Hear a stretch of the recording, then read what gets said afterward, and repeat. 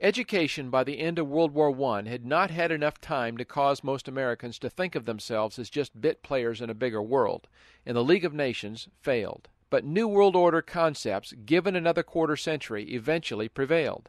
Immediately after the end of World War II, the United Nations, with the eager assistance of the Carnegie Foundation for International Peace and the Rockefeller Foundation, was chartered. Rockefeller purchased and donated the land in New York on which the UN headquarters was to sit.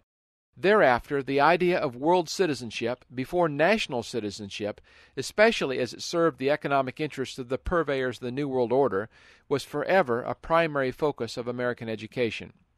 In 1927, Dr. Augustus Thomas, Commissioner of Education for the state of Maine, addressed the World Federation of Education Associations in Toronto about the plan to use the educational system in place to introduce the New World Order. If there are those who think we're about to jump immediately into a New World Order, actuated by complete understanding and brotherly love, they are doomed to disappointment. If we are ever to approach that time, it will be after patient and persistent effort of long duration. The world must await a long process of education and building up of public conscience and an international morality, or in other words, until there is a worldwide sentiment which will back up the modern conception of a world community.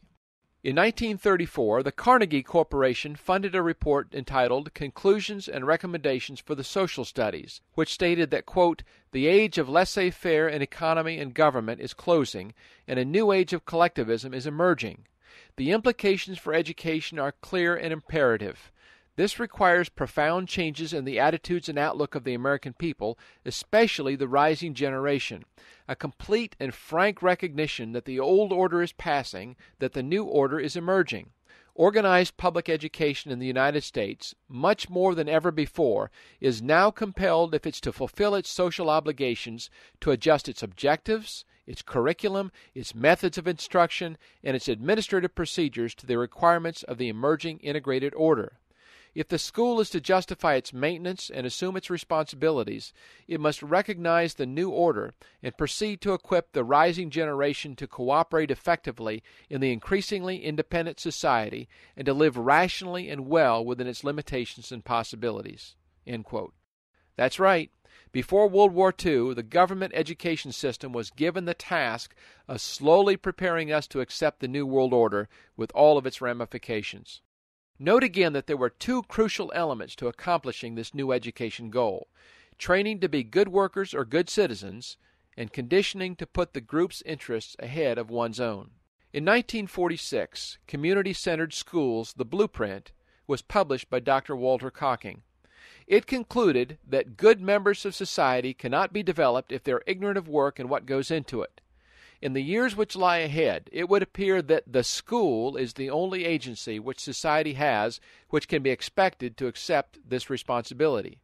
It must be developing social and civic competence, teaching the student to understand his obligations as a member of the group, and to give wholeheartedly and unselfishly service to his local, state, national, and world government, developing understanding of and skill in the democratic way of life. The end results are that the school makes itself indispensable to all phases of community life. In the future development of school programs, the service program will receive increasing emphasis until the school becomes in fact the agency to which all people in the community turn for assistance. In 1951, concerned about the influence of international interests on American life and learning, Idaho Congressman John T. Wood spoke before the U.S. House of Representatives. Mr. Speaker, I am herewith appending an article bearing the title A Report to the American People on UNESCO, that's the United Nations Education, Scientific, and Cultural Organization. Just how careless and unthinking can we be that we permit this band of spies and traitors to exist another day in this land that we all love? UNESCO's scheme to pervert public education presumes to instruct kindergarten and elementary grade teachers in the fine art of preparing our youngsters for the day when their first loyalty will be to a world government, of which the United States will form but an administrative part. The teacher is to begin by eliminating any and all words, phrases, descriptions, pictures, maps, classroom material, or teaching methods of a sort causing his pupils to feel or express a particular love for or loyalty to the United States of America. children exhibiting such prejudice as a result of prior home influence, UNESCO calls it the outgrowth of the narrow family spirit, are to be dealt an abundant measure of counter-propaganda at the earliest possible age. UNESCO advises the teacher that the kindergarten or infant school has a significant part to play in the child's education. Not only can it correct many of the errors of home training, but it can also prepare the child for membership at about the age of 7 in a group of his own age and habits, the first of many such social identifications that he must achieve on his way to membership in the world society." End quote.